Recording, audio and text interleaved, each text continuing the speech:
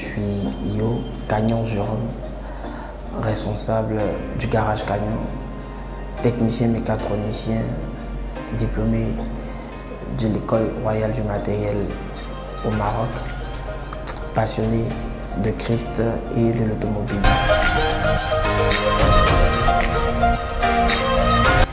Le garage Cagnon est un atelier de maintenance et de réparation automobile moderne. Nous sommes situés à Yopougon, zone industrielle, derrière le dépôt 3, le Sotra.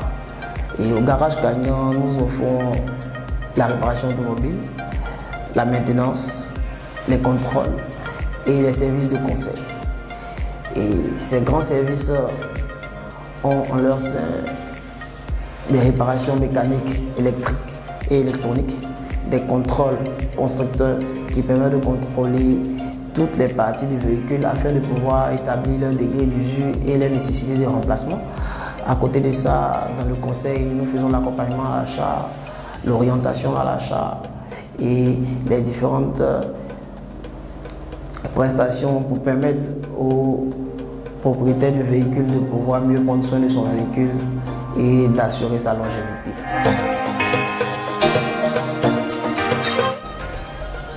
La plus grande difficulté de Jérôme, de moi particulièrement, avant d'atteindre le garage, c'était d'abord de pouvoir partager ma vision parce que là, il fallait arriver à faire comprendre à son environnement et à ses proches que le désir de vivre cette passion de l'automobile, de la réparation automobile, était trop fort, voyez-vous.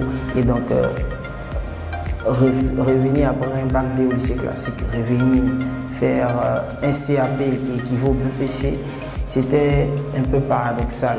Donc personne ne comprenait.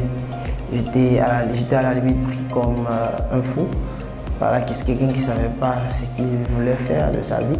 Voilà, mais bon, cette difficulté-là, avec le soutien de certaines personnes et de Dieu surtout, j'ai réussi à pouvoir braver ça et à montrer à mon environnement et à mes proches que c'était une passion que je devais la vivre, peu importe ce par quoi je devais passer.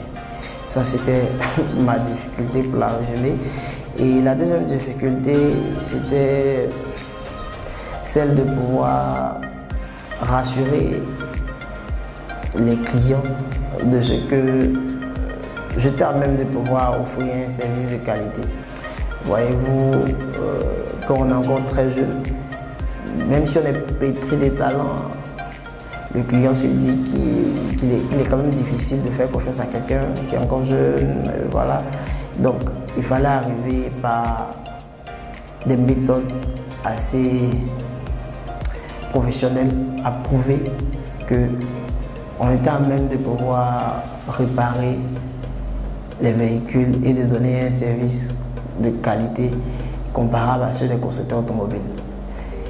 Et avec le temps, de fil en aiguille, de bouche à oreille, ils se sont résolus à accepter que c'était un don et que j'y mettais mon cœur et aussi que les solutions que j'apportais au véhicule étaient des solutions définitives, non pas passagères, pour mieux utiliser leur véhicule. Voilà un peu résumé, c'est les deux difficultés que j'ai connues. L'échec. L'échec, c'est le lot de bord de tout un chacun. Que tu sois entrepreneur ou pas, c'est clair que tu auras l'occasion de pouvoir déguster aux productions de l'échec. Voilà, d'une manière ou d'une autre, tu vas rencontrer l'échec dans ta vie. Mais je veux dire, si tu arrives à relativiser l'échec, ce que j'ai appris grâce à mon coach Stéphane Marie Dulot, si tu arrives à relativiser réellement l'échec, tu vas comprendre que derrière l'échec se cache une leçon de vie que tu dois maîtriser, comprendre et enregistrer dans ton système afin d'éventuellement trouver des solutions. Et derrière chaque échec, j'ai appris que derrière chaque échec se trouvait une solution que tu devais apporter à une génération après toi afin qu'ils ne fassent pas la même erreur. Donc je suis quelquefois très heureux de rencontrer certains échecs parce que je me dis que au travers de ces échecs-là, j'aurai une solution pour quelqu'un, quelque part, qui aura besoin d'orientation afin d'éviter de faire les mêmes erreurs. Voilà. Et donc, il faut relativiser l'échec. Il faut croire que derrière chaque échec, il y a quelque chose de bon que tu dois découvrir et que tu dois savoir exploiter.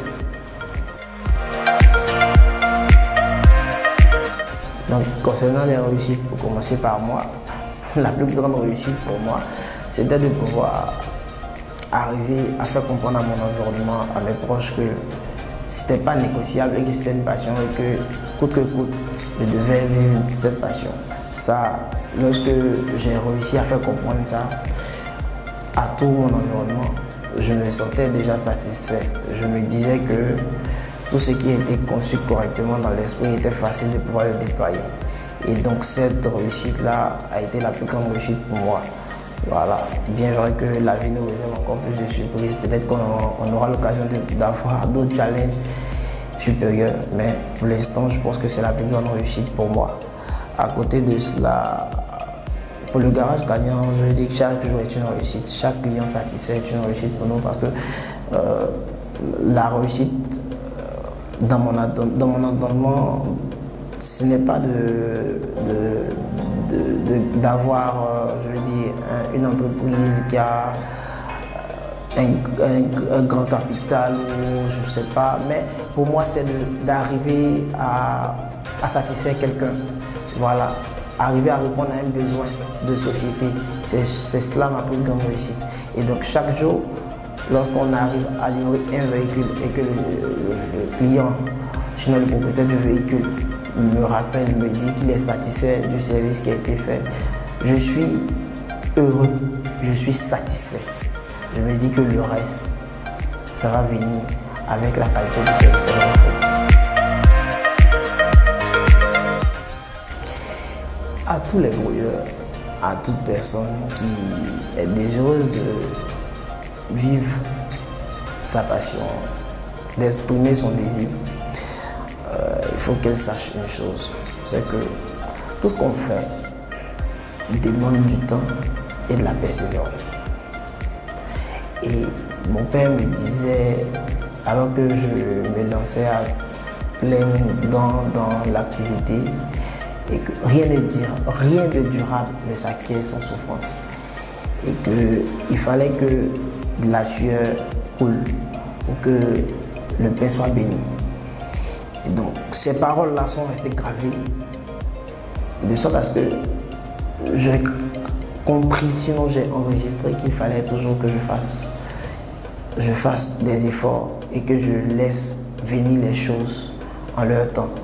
Et donc, à tous ceux qui auront l'occasion de pouvoir suivre cette vidéo, je veux leur dire réellement, une chose est importante, c'est de faire ce qu'on aime.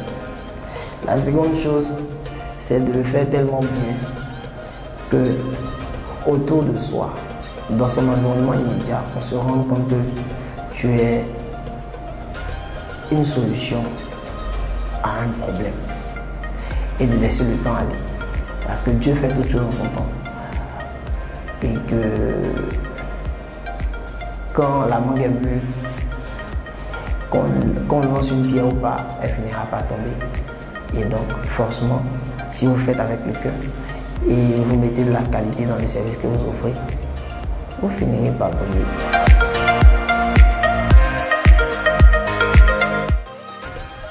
Hello, je suis Yo Jérôme, technicien mécatronicien. Je suis grouilleur. Je vous invite à rentrer dans la vague des grouilleurs. Ensemble, on ne devrait pas souffrir.